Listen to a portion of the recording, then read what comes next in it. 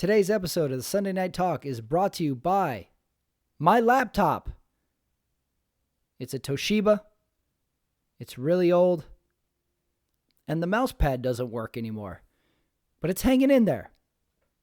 Again, not a sponsor, but it's one of the things that makes this thing work.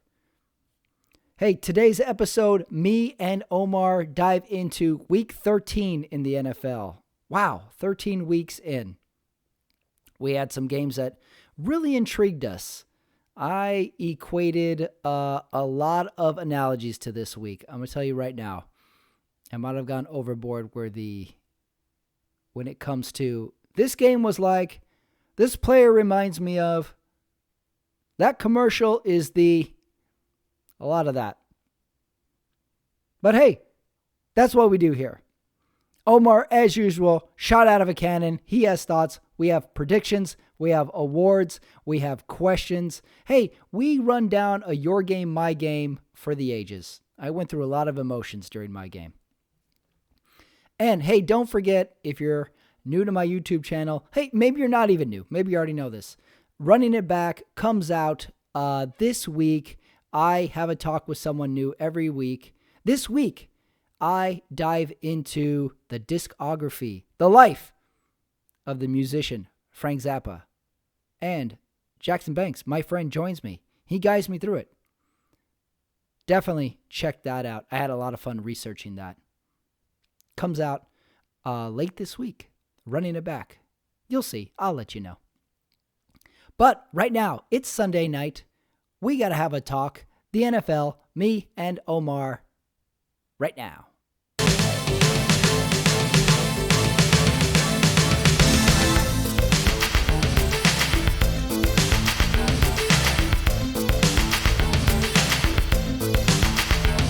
All right, we are here at the Sunday Night Talk, 8:26 West Coast time, Sunday night. Omar, how was your Sunday?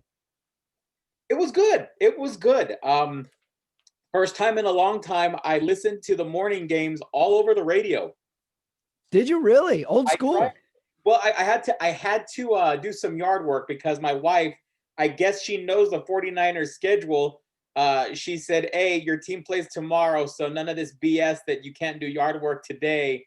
So I was surprised that she knew the schedule, but yeah, I did yard work, so I had to listen to some games over the radio, and I'm telling you, I'm going to do it more often from here on out. How did you, first of all, yeah, I am impressed your wife knows the schedule. Although, I mean, I know your wife. That doesn't surprise me. She's a pretty thought out, planned person. So I like that she's using the NFL schedule against you now. Yeah, that's not good. That's not good. How did you listen to the game? Did you have it going through a physical radio or through your phone somehow? On my phone, I have a Sirius XM, and so every game is broadcast with their the radio feed. So I listened to the first half of the Browns Titans. I was done at halftime because I started really early.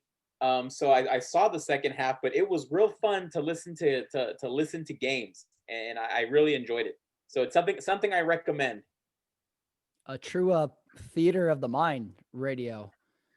The Sunday night game just ended. Surprisingly competitive game, although really of no significance one way or the other. If KC won, no change. If they lost, no change. Denver, no change. However, it seems like Denver has a little bit of a recipe for beating KC, kind of like they were playing small ball. And very, very, very physical team, this Denver team. Again, I still think though they need some more playmakers on offense. But I like how aggressive they played Patrick Mahomes, and I think I think the jury is still out on Drew Lock. I think I wouldn't baptize him as the franchise quarterback quite yet. But yeah, I agree. Yeah, I think this coming off season, he's got to make some huge strides. He's now in a division that's very quarterback heavy. You have Mahomes, who's the reigning MVP, looking like he could possibly snag another MVP award this year, a Super Bowl champion. Derek Carr, who's he's held down that Raiders job for quite some time now, and it doesn't look like the Raiders are going to be moving on. I mean, you may have different intel, and then you have Justin Herbert, who now looks like is going to be the franchise quarterback for the LA Chargers. So it's a quarterback heavy division, and so now is the time to prove yourself if you're Drew Lock. Yeah, yes, and it's funny you say that. Every team in the AFC West does seem to have a significant guy. Question mark on Drew Lock the most. Right. But yeah, no real significance in this game. But I think this is one of those games where now the person who benefits the most from close Kansas City games are teams who are going to play Kansas City in the future. Because Right. now they can sort of see what works, what strategies did they take, where did they fail. Drew Lock, I think I saw this in a few games too. The end of the first half is so critical because we saw it today where the Broncos did they miss a field goal at the end of the first half? Yes, and gave Right. So they missed a field goal. Then they give KC a short field, which in these days is about 25-ish yards. So you can attempt a field goal. So it was a swing. It was a 3-point swing. Instead of adding 3 to your total, the KC added 3 to theirs.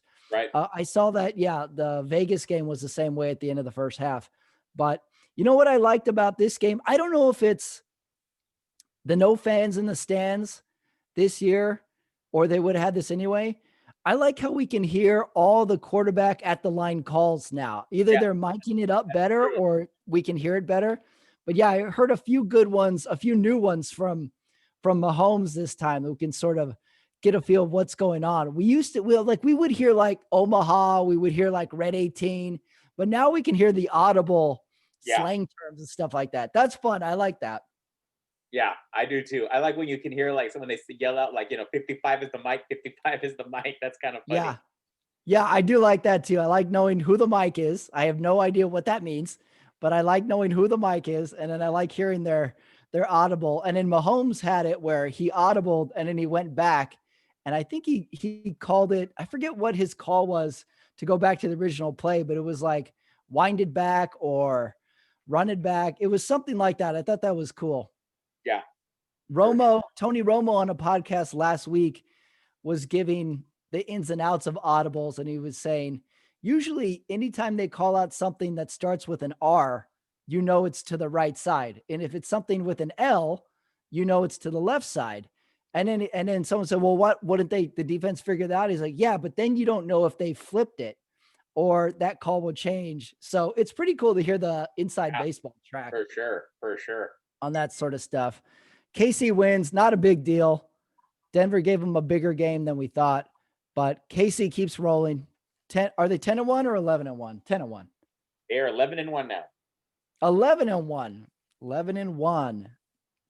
Let's go on to the meat of the week here. Let's do your game, my game. I think you had the top story of the day as far as games go. Definitely Browns Titans. I told you I listened, which was great to listen, and I listened to a basic ass beating first half. The Browns just jumped all over the Titans, and let me tell you why this game was interesting to me, because the knock on the Browns has always been the last several years is even when they have a somewhat decent team, so they beat the Bengals twice a year, whatever, so they'll beat a weak team here and there. They'll take out the Jets or, something like that. But when they have a contender and the contender shows up, they don't do so well. The Browns, I mean, okay? And so this is one of those games that, all right, Cleveland, so you've won some games, you've won 8, you're 8-3, but how about you try this against another 8-3 in the Tennessee Titans? And the Browns showed up. For a second there, I was about to call you and say, hey, man, there is a team right now that is dressed in Cleveland Browns in Cleveland Browns uniforms, and they're calling themselves the Browns, but these aren't the Cleveland Browns. I mean, the first half score was 38-7. I mean, and Baker Mayfield is just firing away. You know, um, would have had 5 touchdown passes, but Peoples, he dropped one that would have been a sure 6. And so the team just came out firing. Now, to the Browns' credit, they did look again like the Browns because they got outscored 28-3 in the second half. And at one point, it was looking like, oh wow. I mean, the Titans were in a position that they were kicking an onside kick. But nonetheless, the Browns held on. They go down to 9-3. And so this is a very interesting team, and this is a game I think the Browns would have crumbled in previous years, but looks like Baker Mayfield hasn't playing well. All being done without OBJ too. Yeah. Which how do you think he's feeling at home watching this? Is he saying, "Oh, if I could just get back in there," or is he saying like, "Man, fuck this. I don't need this." Yeah, what's he thinking right now? This is arguably the best team that he's been on late in the season, and yet he's not even suited up on the field. He's injured. Won't be. So, but they're moving on. They have a great running attack with Nick Chubb and Kareem Hunt. So and then their offensive line on the radio call. I mean, all you could hear on the radio call was, Baker's looking left. He's checking his next read. I mean, like the guy had forever to throw the football. And so, with good defense and a good offensive line that's protecting your quarterback and giving your quarterback sometimes, you throw in 2 stud running backs. They could be a dangerous team, but it's still Cleveland, so don't hold your breath quite yet. Yeah, I agree. It's becoming, they're getting in the conversation of who would you not want to play in the first round of the playoffs potential. Yeah, I watched that game, or I was keeping tabs on that game, and that was definitely the most surprising halftime score, because I think it was 28-0 or 28-3. It was like a super blowout at halftime. And then all of a sudden Tennessee creeps back, getting the really weird garbage time TD to get them the onside kick chance. That was weird. And yet Derrick Henry still had a pretty good game. Yeah, you're right. Mayfield, though, I got his stat line here. 25 of 33, 334 yards, 4 touchdowns. Mayfield with the big fantasy stat line today. That was big. Big game for Tennessee. Whoever was coming out of that matchup, that one and Rams Cardinals, it has a ton of momentum now. I think moving forward, I definitely thought that was the spotlight game of the day. Excellent win by Cleveland. I didn't expect it either. I was and essentially, the thing is now, Pittsburgh has got such a huge edge on everyone in the AFC at this point. Cleveland essentially has to win out and to include beating Pittsburgh. So, they are going to be a first round playoff team. They're not going to get that bye. Yeah.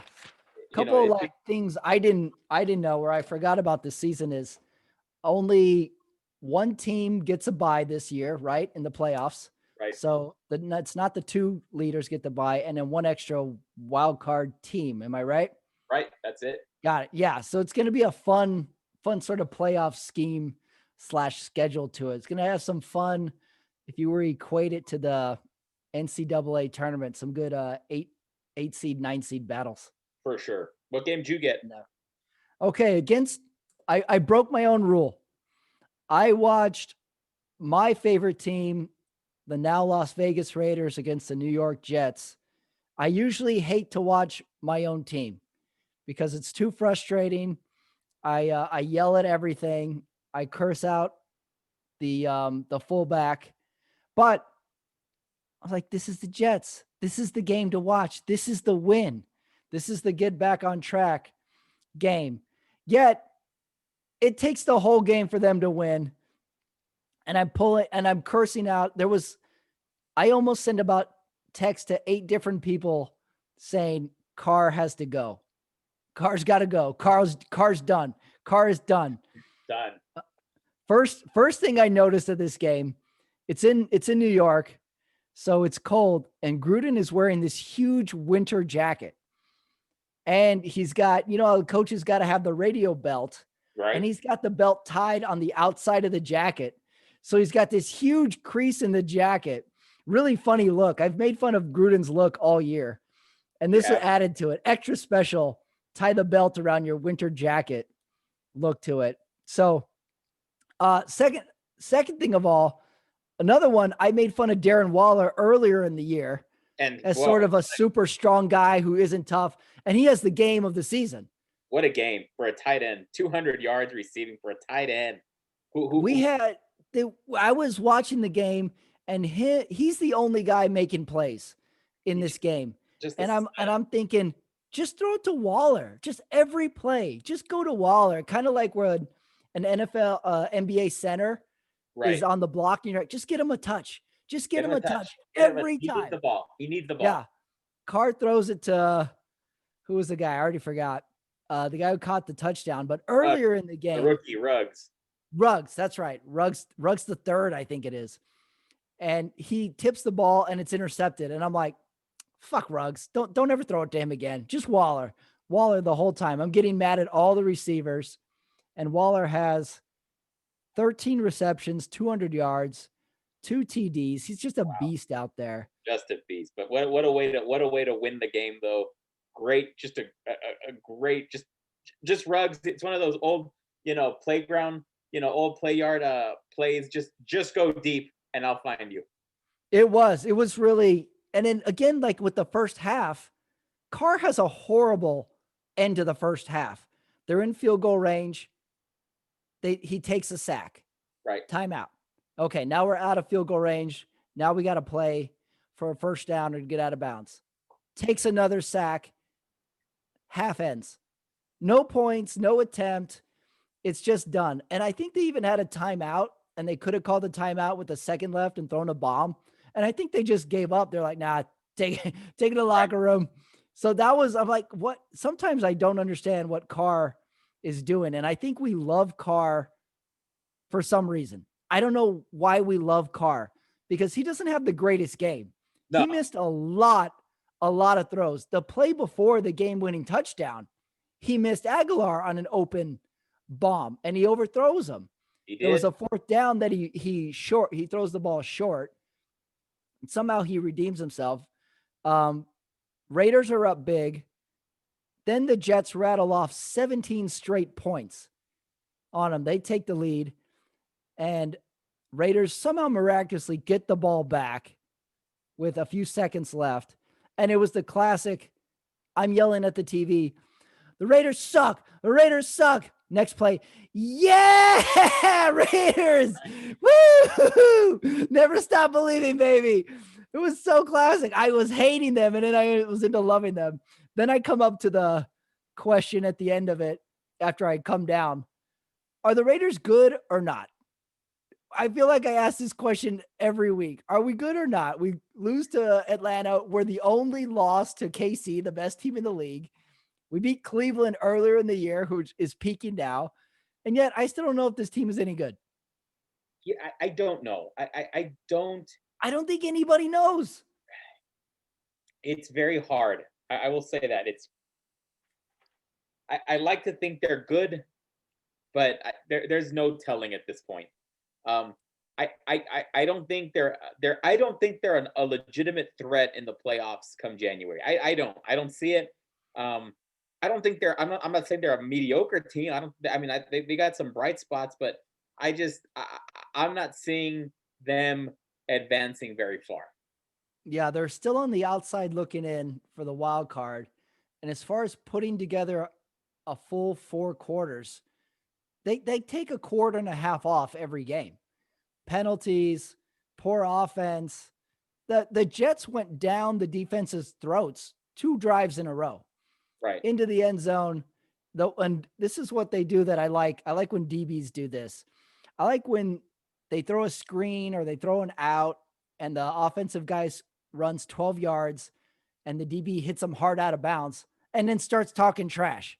Right. He's already run 12 yards on you. Oh, it drives me nuts. That was in my stage of Raider hate when that happened. There's some play happened when the tight end had a great run and the Raider guy jumps up and starts like shaking his head at him. I'm like, what are you doing? He just ran 12 yards on you. So I guess you feel good about any win, but God damn it. The Jets were that was the Jets game. It was, and it's the Jets being the Jets. How about that? Let's just leave it like that. The Jets were the Jets. Poor Jets. I feel bad for the Jets now. That's where I'm at. They're so close. Darnold has a great every fifth play he falls apart, but he still throws the ball. He had one play where he ran to the end zone like a bowling ball. Right. And dove in. So that was my game. We came out with the win somehow. I cursed the Raiders. I had to backtrack about 7 different texts that I was going to send, but they did win. I got some other. Oh, go ahead. Well, speaking of Raiders and where they are, how about let's go. I think we should go to the equivalent of the Raiders in the NFC. Oh yeah, let's go other games. Let's talk about the Jaguars, and Vikings. And I look at the Vikings kind of like the way I look at the Raiders. Like, I'm not saying they're a bad team, but I mean, like, look, they just squeak one out against Jacksonville, and now their record 6-6, and you're kind of like, wow, you've had some big wins, but wow, you've had some boneheaded games too, and Yeah. and so they win 24-27 against a weak Jacksonville team, and I'm not liking their shot to go far. I think that head to head, I think Green Bay's a much better team in that division. But we'll see what happens with these guys too. Could they pull maybe an upset? Maybe, but so you haven't written off the Vikings yet?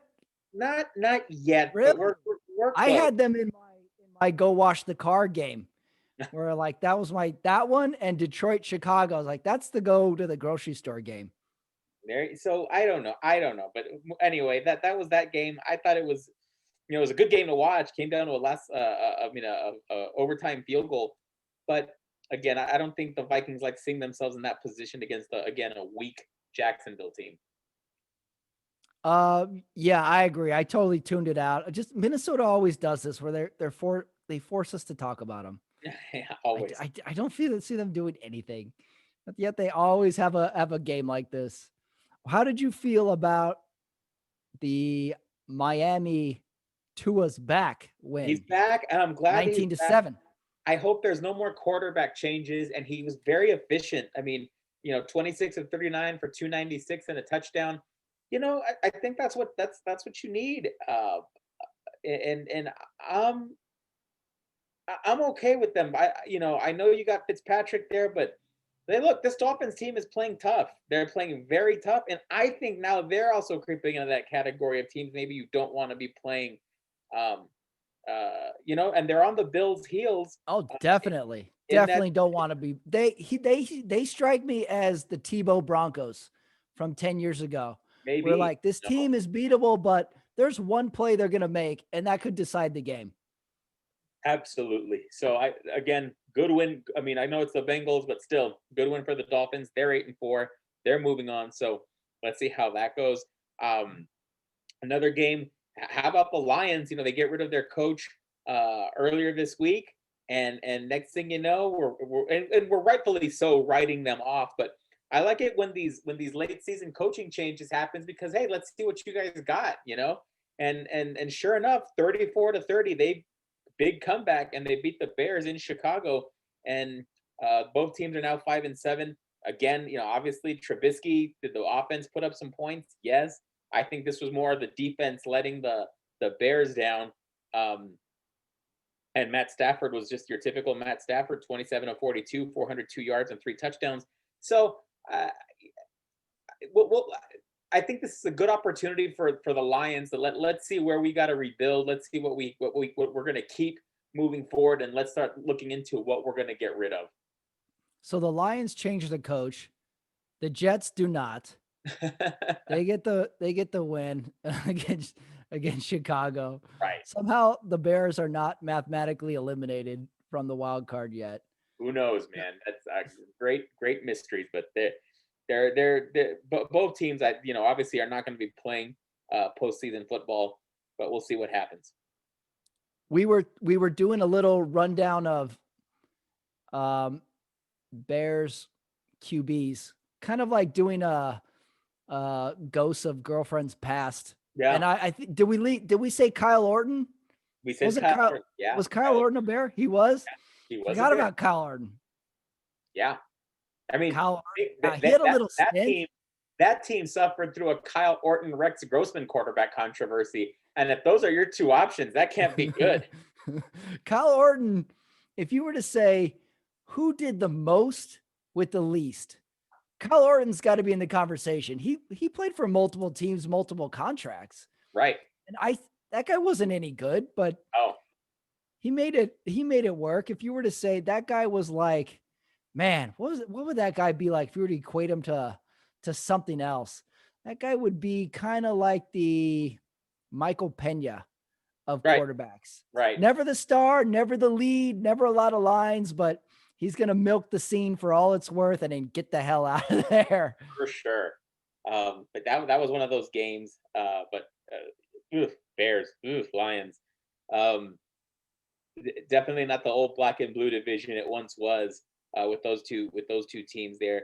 Also, a division rivalry that's always seems to be a good game. Saints at Falcons, 21-16. Saints beat the Falcons. Obviously, I think it's still a Saints team that is not using Jameis Winston. They're still going to go with this guy that, Taysom Hill, that threw his first ever career touchdown pass today. But Saints move on. They're 10-2. They're in the playoffs. Now that we're seeing teams starting to clinch. Let's see what happens to the Saints. I don't think they're going to be playing in the Super Bowl, but they have a good record. I think it's one of those. It's like Green Bay from last year.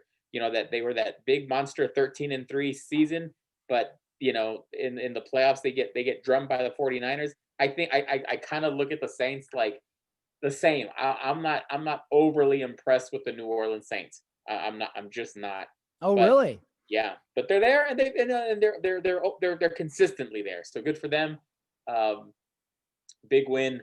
As far as the Falcons go, Matt Ryan, I think it's time that the franchise has a serious discussion on what they want to do with Matt Ryan. I think it's one of those situations where I think both sides would benefit from a divorce. You know what I mean? Maybe Matt Ryan thinking with your lawyer hat on. There you go. Yeah, you got to sell it, and maybe I think it's we're creeping up on that time. Matt Ryan was the quarterback that took over for Michael Vick when he had his, when the Falcons let Vick go. So he's been there for quite some time now, and it's just obviously they had that heartbreaking loss to the Patriots in the Super Bowl, but because of that comeback. But again, I just don't see Matt Ryan bringing a title to Atlanta, and so now I think it's time both sides move on. If they're getting a divorce, Matt Ryan and the Atlanta Falcons, does this divorce go to court? Does it go to arbitration, or is it a simple agree to disagree breakup? I think it's a simple agree to disagree. Let's shake hands. Let's be neutral. Let's be civil for the kids kind of divorce. Yes. I think so. I think both are classy enough classy enough organization. There's a few QBs that are looking to get divorced from their team this year. Stafford, I think. Stafford, yeah. Wentz is another one. Maybe Sam Darnold. Mid fourth quarter, Derek Carr. If you asked me, I would be like, "That's it, fuck take your shit and get out of here, Carr." Yeah, there's a few QBs that are looking at a divorce in the face here. Couple things on the New Orleans game. Number one, stupid Instagram tricked me. Goddamn it, Instagram with the graphics. Their graphics are so good that I believe these headlines that people make up on Instagram. There was one on Thursday or Friday that said New Orleans Saints update, Jameis Winston named the starter. And I'm like, oh, here we go. Finally, time for some Winston reps. And then today he's not the starter. I'm like, you tricked me, Instagram. You tricked me. Yep. And then my second thought is the Saints are rolling. And then I read an update that says Drew Brees is 3 or 4 weeks away from potentially coming back. Do we want Drew Brees back? I think you do. I don't. What do we do? I don't see how you still go with a guy that's just like an X factor tight end. Really, I don't see how you go on with that. So you say when Breeze is healthy, back to starter. Yeah, back to starter for Oh, sure, no doubt, no doubt. okay. I thought there'd be more discussion about maybe No, we keep it the way it is. no, Breeze back all the way, huh? all the way, all the way. Says he's a few weeks away. What Another, about what's that? go ahead. Another game, the Texans Colts. Again, Texans just that one of those teams that, God, I mean, sometimes they play so well. Their record suggests they're not playing well at all. But you know, Indianapolis comes in. Indianapolis handled them like I think they should have. But the Texans had a shot to win this game, and Yeah, they just bad snap at the end ruined it for him.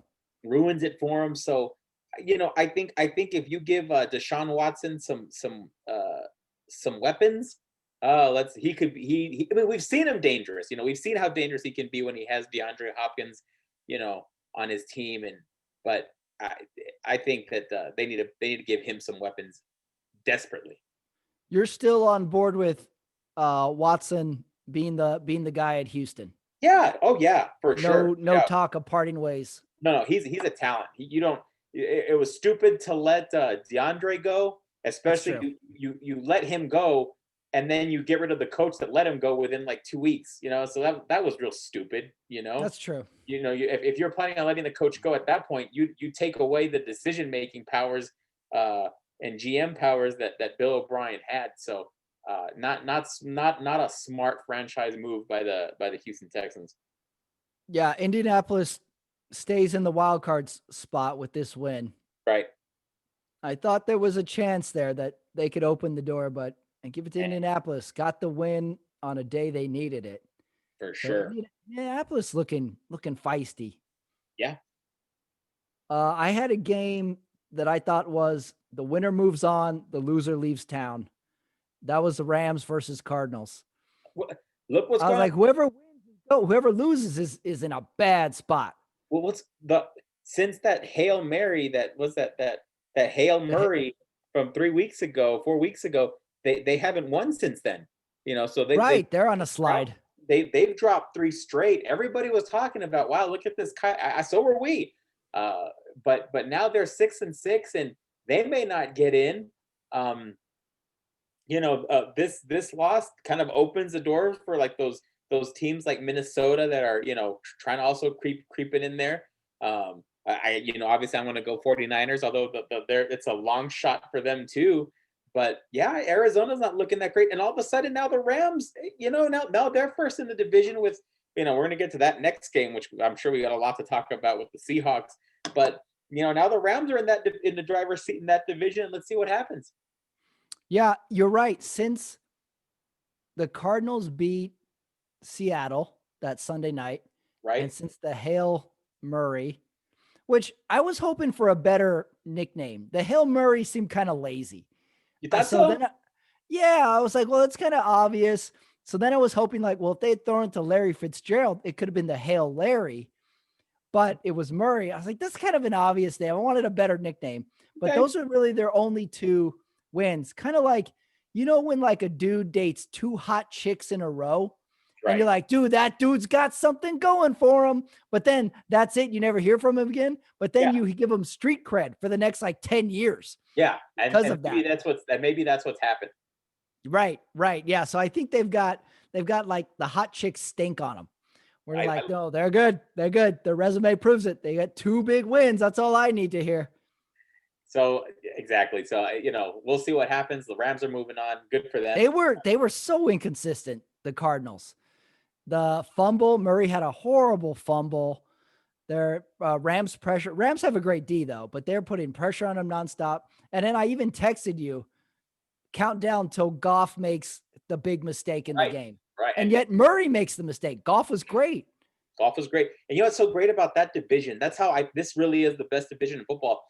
Look at the Rams. They are 8-4, and they're first in the division. Well, guess what? 2 of those 4 losses are at the hands of the last place team right now, the 49ers.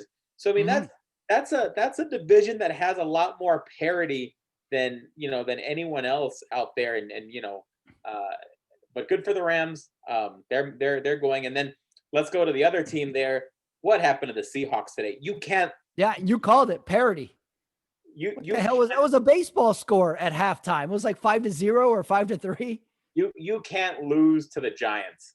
Yeah, I'm sorry, but the Giants are all of a sudden playing well. They started off 1-6, and now they're 5-7.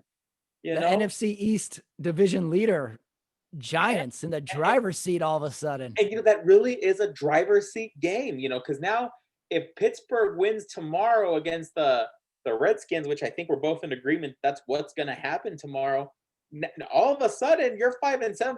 Don't think 5-7. You're in a commanding position in the NFC East, so you are looking at getting that home game. Mm-hmm.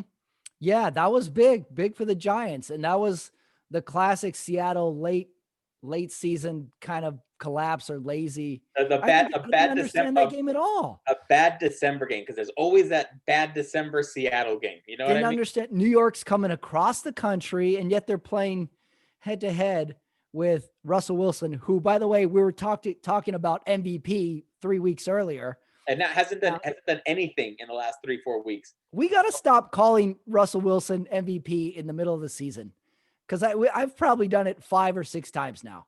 That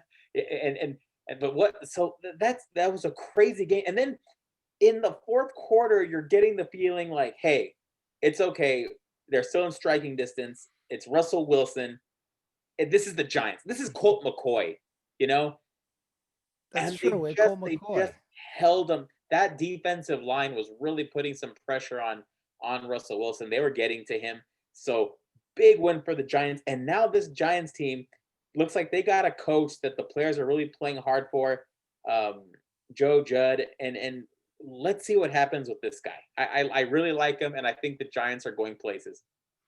Also, what's the over-under on how many more times the phrase "let Russ cook" is uttered between now? I'm done with that one. Let Russ cook. 87 over-under. I think Russ is cooked, and now he's just serving it, and now we're just seeing if it tastes good or not. Yep. Bad game. Let Russ cook. It's one of those terms that we hear uttered once, and everybody loves it, and then you have to say it over and over again. Let Russ cook. Let it cook. Let him cook. Let him cook. And then the one game, the worst game to watch this weekend, and not if you're a Patriots fan, but Patriots just destroying I thought the Chargers, and again, I'm still very pumped up about Justin Herbert. I'm not gonna let this game say that you shouldn't be, but man, that was an abysmal performance. They just couldn't get anything going. They got dominated all 3 phases of the game. And the Patriots, big win, huge win. What are they? Are they 6-6 now? They're still in the hunt, and we wrote them off a few weeks ago, and all of a sudden, they're still nipping at the heels. Yeah, poor Anthony Lynn. Somebody put this guy out of his misery. Right. First, it was like we're losing close games, but we're the darling of the NFL. We got young guys. Now they just get blown out at home. I was like, can Anthony Lynn just go sit at the end of the bench? Right. And let this game just go and then just be done with it? Yeah. So huge, I mean, big dominating win for the Patriots. Obviously Buffalo was a little too far ahead of them for us to even think that the division, it is looking like this division is going to have its first, new champion since 2008. So good win for the Patriots. Last game that we had on the slate, Eagles go to Green Bay 30-16. It looked like the Packers looked a little shaky at the end. It wasn't, they weren't feeling too great at some point in that. This was a 3-quarter game. You're right. It was good for 3 quarters. But what's the big news here? Carson Wentz, is he out? They sat him. And Hurts came in and played good. And he didn't play bad, so we're gonna see what's and those fans in Philly, if when they're calling for your job, they don't let it go. You're gonna be hearing about it every day. It's gonna be in the papers. It's gonna be all over their morning shows tomorrow. And Now the pressure is on the Eagles organization to make the change. I think they are going to make the change. I'd There be was talk of it last week, and Hertz came in for 2 plays. right. So I didn't see what the big deal, why sticking with Wentz. I think we just sometimes with like because of the Super Bowl season that he had, even though he didn't finish the season, he was having a great season. Maybe he was just a one-hit wonder. Right. Those Maybe that's it, you know, man. He had his shot and he doesn't, I don't know what it is. He doesn't have it anymore. The Monday night game last week, he holds on to the ball way too long. It's obvious that if it's not the first read, it's not the second read, just throw it away or take off. He just hangs and hangs and hangs and gets sacked all the time. right. So that was those are the games. Good slate. So what do we got? What do we got next? Okay, I'm going to spring this on you. Okay. Right now, the season is sort of like a hurricane that's offshore right now. It's building, it's building, it's going to make it to land, and we just don't know how much damage it's going to do. It's picking up momentum. That's where the season is now. So I got a couple playoff dreams that are in play right now. Okay. And then as the season continues, we'll have to cross these out. Playoff dream number 1. This would have to be, let's see, this would have to be the Super Bowl. Mahomes versus Alex Smith, the man who took his job at KC, versus the comeback player of the year. Playoff dream number 1. That's about a 200-1 shot for that to happen. That's one playoff dream. Playoff dream number 2, obvious. Brady versus Belichick. Ugh. Right. That one could that one's a little bit more 25-1. Maybe 50-1. Playoff dream number 3, Pete Carroll versus Belichick. The rematch. You know I love a rematch. That'd be a great rematch. Okay. That's another I call that a 30-1. Playoff dream. Here's the next one. Another rematch. San Francisco versus KC. Ugh, don't even do that to me. I'm still not over it. So let's move on from that one. It's a dream, playoff dream. And in the final playoff dream, the rematch, Tennessee versus the LA Rams. The rematch from the greatest show on turf era. That's another playoff dream. That'd be interesting. That'd be a good couple dreams. 2020. Yeah, that's a good one. A couple dreams there.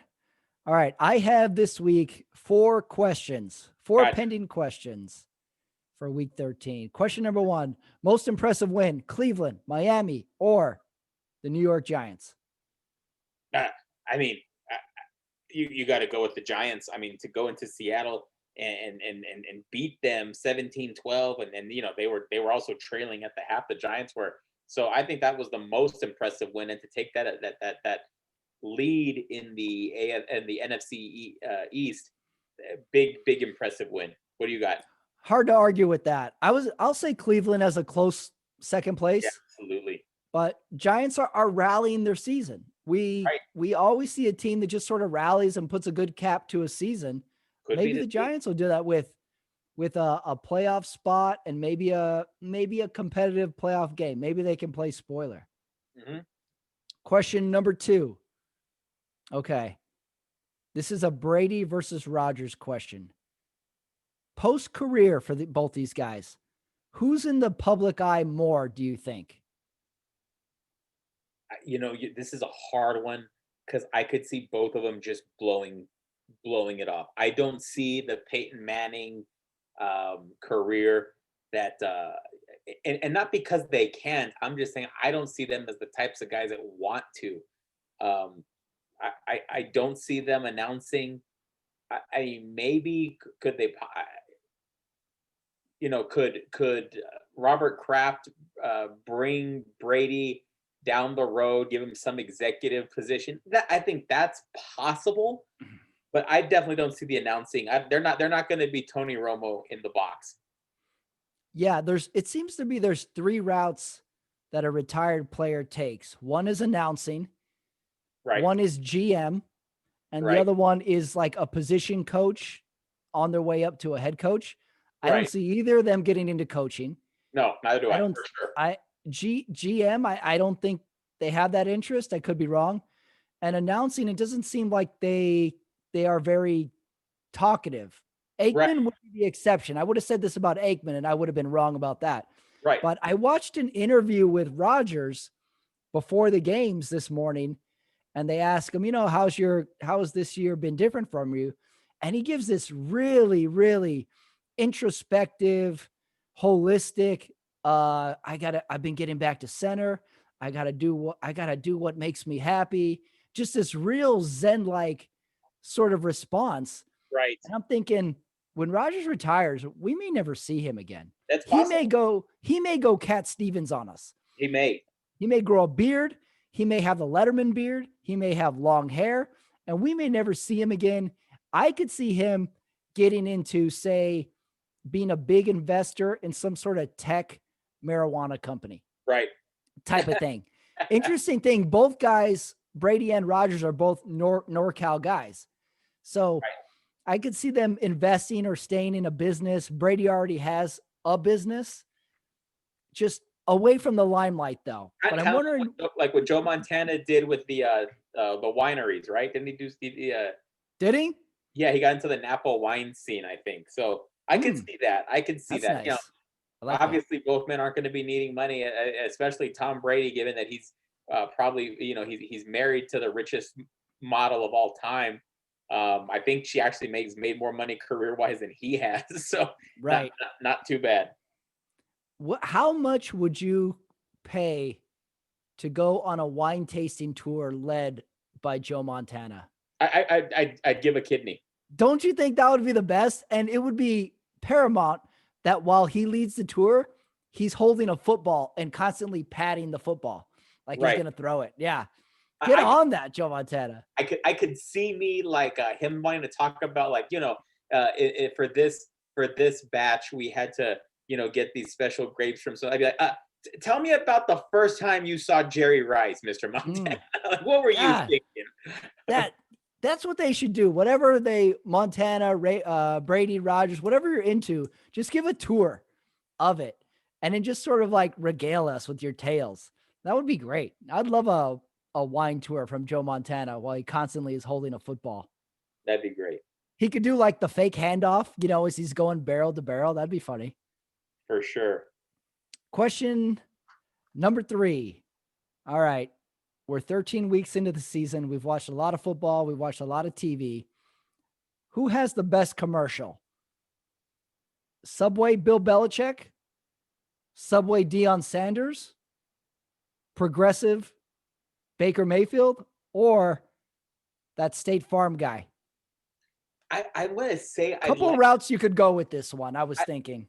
I like the Baker Mayfield because but there's also a lot of them. Doesn't seem like there's a lot of different Baker Mayfield. Yep. It seems like the other ones just have a couple. But I want to go with the Baker. I mean, it's Cleveland. It's there in the stadium. I do have an extra appreciation for that. So I'm going to go Baker Mayfield, progressive. Yeah, he's got a bunch of them where they're kind of funny because they sort of make him the butt of the jokes. Right. Or he's frying the turkey or he's getting stuck in the security line. That sort of works. The Bill Belichick one is they said, all right, well, you just stand there and we'll shoot around you. Right. The Deion Sanders one is fun because he intercepts a pizza, basically. Yes, that's good. That one's funny. But the State Farm guy, I think he does the most in the commercials. Number one, he's getting bank. He's getting all the commercial fees. He's getting to hobnob with Mahomes and Rodgers. And I think I've counted about 6 different versions of them all by now. Right. And I also like that he's jacked. He's got the huge shoulders, the huge arms, and they put him in these little form-fitting State Farm t-shirts. So I want to see him in, let's see, like a Netflix original next year. I want to see him in like Billions or Ozarks. I want to see him have a prominent kind of guest starring role in something coming off these State Farm commercials. Right. That'd be a good one. I think he stands to benefit the most from these commercials. State Farm State Farm guy. Question number 4. Should Carson Wentz just retire right now? No, don't retire now, but it's He got benched. It's time to sit back, maybe try to get it, be asked to be shipped to a team, maybe like to go back up Patrick Mahomes and learn from Andy Reid. Maybe he can be a coach down the road. His time in Philadelphia just looks like it's done. He had that great season that he couldn't finish because he got hurt. Yes, it was Nick Foles that won the Super Bowl game, but it was Carson Wentz's play that got him in that position to do a Super Bowl run throughout that year. But he just looks so bad right now. It's not looking good for him. And now I think it's the right call to see what Jalen Hurts is going to bring to the table. Yes, and we've seen it before. Remember Kurt Warner after the Super Bowl years just couldn't get out of his own way. Right. So not unprecedented that you could hit a valley after just such a high peak. I don't know why exactly defenses catch up to you. Maybe you just have a fluke season that I don't know why this happens exactly, but it does. It does. It definitely does. I have some awards this week.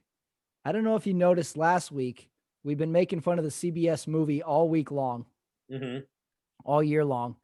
Last week was the last installment of the CBS Sunday night movie. It was Coming to America. So I thought this week's round of awards is movies that CBS would never play on their network as a CBS Sunday night movie. I got 4 of them. Let's go. Movies that would never be played on a CBS Sunday night movie. Award number 1 goes to the Crying Game Award, goes to the Las Vegas Raiders. You think you know them, yet you are very surprised by what happens at the end of all these games. Hey, that was a brutal loss. Brutal. I'm sorry for the Jets to lose that way, but yeah, and we were writing off the Raiders. I want to say the Crying Game Award, in my opinion, it's the Seahawks are still crying, kicking themselves, oh, good one, in the butts right now because they just to lose to the Giants when you're in the middle of trying to win a division. That's definitely the crying game.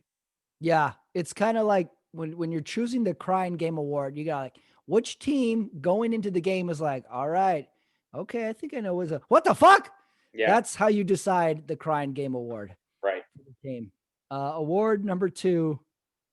This one goes to, let's see, the CBS movie that would never be played.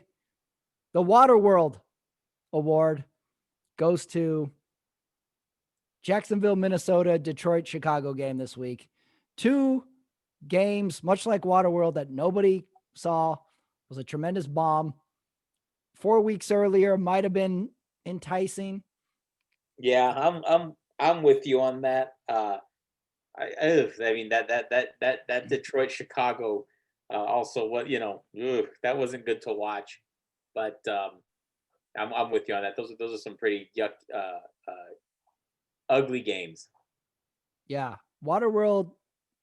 When it came out, you were like, oh, it's some big names in this. Right. In this movie, oh, this looks like fun. This could be good. And then you see it, you're like, oh my God. Terrible. This is, I haven't seen it in a while. I should rewatch it, see if it still is bad or not. Sometimes movies can change on you. Award number 3. This is the Con Air Award. I watched this movie last night. It's on Hulu. And everything about this movie doesn't make sense. Nicolas Cage goes to jail for murder, but it's from a mob of guys attacking him and his wife in a parking lot, and he defends himself. And yet the judge says, well, you're not really supposed to adhere to the same rules because you're a Marine and I'm like, what world would this ever be passable in a court of law? And they send him to prison for 7 years. I can't believe you're trying to make sense of any Nicolas Cage movie. But he has this Southern accent in the movie that doesn't make any sense. Dave Chappelle's in Con Air. Right. And the way they kind of wreak havoc on the plane is Dave Chappelle regurgitates a match and gasoline, and he throws it on someone and he lights the match and they start a fire. Like, how do you keep this in your body and just yak it up on command? That made no sense. There's a John Cusack character in the movie that I don't understand what he does exactly. He's kind of funny. But anyway, the Con Air Award goes to the NFC East playoff picture. It doesn't make sense. Just let it be. Let it be. Let's see how it plays out and ends. Yep. We got to see if the NFC East playoff picture ends up landing on the Vegas Strip, just like Con Air. But we would like to see it end, just like yes, Con Air end. Yeah, you're right. Halfway through Con Air, you're like, well, let's see where it goes. Let's go to the finish. I don't care. I'm too invested at this point. Right. Con Air. What a time for movies. We all let it pass. We're like, this is a movie that is in theaters. Last award. This goes to the CBS movie that would never be played on the CBS network on a Sunday night. The Godfather 3 award goes to a game that hasn't even been played yet. Baltimore at Dallas. Or maybe the other way around, Dallas at Baltimore. Yeah. On Tuesday. This game looked good on paper 6 months ago. And then when you watch it, Godfather 3, you're like, well, these characters don't make sense. This one woman isn't even doing an accent. I want to go with you on that one. That, I guess the only thing enticing about this game now seems to be, hey, it's Des Bryant facing his former Cowboy team. That's pretty much all I can think of. I didn't think of that. That's something. That's something, but that's it. That's it. Godfather 3 look good on the movie poster. But how about this? We're talking on a Sunday night, and there's still 3 games that need to be played. So who you like? That's right. Predictions. Monday night, 2 games. Tuesday, 1 game. Yep. I think this is one of the weird afternoon games. Washington at Pittsburgh. Yep, that's tomorrow. I already said it. As tough as I think Washington's going in the right direction with Coach Rivera, but I think that Pittsburgh is just way out of their league. I like Pittsburgh tomorrow. Pittsburgh's giving 7 points in this game. They're home. It's almost like that line should be bigger, but I would think they would cover that 7. Yeah, I think so. Did you watch the Pittsburgh-Baltimore game on, was it Tuesday this week? Yeah, Tuesday. With RG3? Yeah. I'm watching it, and I even text you 1 run, and I'm like, RG3 still got it. Yeah. And then like 2 plays later, he's running, and he pulls a hamstring running out of bounds. And I'm like, are these guys that fragile that they could get hurt at any moment? It's still RG3. Right. This wasn't from a hit or from a tackle or from a weird sort of twist. He was just running, and he pulls something and goes limping off the sideline. So fragile. I didn't even like watching that. He's not recognizable anymore. Well, how do you like the Niners Bills? Okay, this is the Monday night game. Buffalo at San Francisco. Which we should say now, the Arizona San Francisco 49ers. Yeah, that's very true. They can't play home games. They can't make eye contact in the state of California. I think text messaging may be even outlawed there. But so they moved to Arizona so they can play and conduct football operations. So this is at Arizona, but San Francisco's the home team.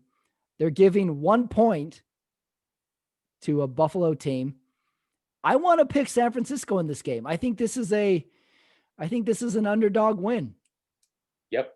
San Francisco's in the underdog. That's weird, but I think San Francisco should be the underdog. I think it's going to be a close game. I think it should be a good game. Obviously, it all depends on what can the 49ers contain Josh Allen, Stephon Diggs. It's going to be a tough game. I'm still, obviously I'm a Niner fan, but if I had to pick a team, I would say the Bills should win this game. I just think the 49ers are still too thin in too many key positions. I think I read somewhere that the Niners have 27 guys on IR. And now I'm thinking you always have to pick one team that is the nobody believes in us team. It's them. Could it be San Francisco? Nobody believes in us. San Francisco is in the running right now.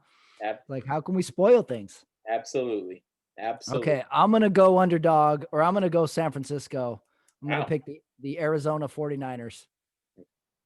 And then we have a Tuesday game to predict. Dallas at Baltimore. Baltimore giving 8.5 points in this game. Any interest in Dallas? Any interest in making a bet on Dallas? I'm not taking anything.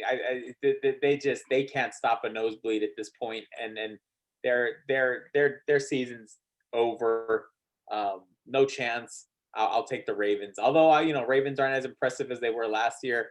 But as far as this year goes, I'm still and they played Pittsburgh tough last week. They really did. Yeah, without Lamar Jackson, they played them real tough. So I want to go Baltimore. And this is a Lamar Jackson-less Baltimore still, right? Or is he back? I think he may play tomorrow. So we'll see. Okay, that changes. If you're like a Dallas sports writer, what's the storyline here? What are you even trying to make an angle out of this game? It's Tuesday. You're the only game of the day. I think you just want to talk about Des Bryant. On the Baltimore Ravens, Des Bryant. Yeah. Yeah, that's it. You talk about the other team. Yeah. Yeah. That's two teams going in very different directions. Baltimore and Dallas. Miserable. So we're going to say Pittsburgh stays undefeated tomorrow. They should. And they keep on rolling. The undefeated team keeps going. All right. Good Sunday night talk. Final thoughts? Well, I can't believe that it's this point in the evening on a Sunday. We still got 3 games to go for the week. So that's awesome. Yeah, that's right. The games never end. Yeah. Yeah. My team won, even though I cursed them out. And I deleted several texts saying I hated Derek Carr. Right.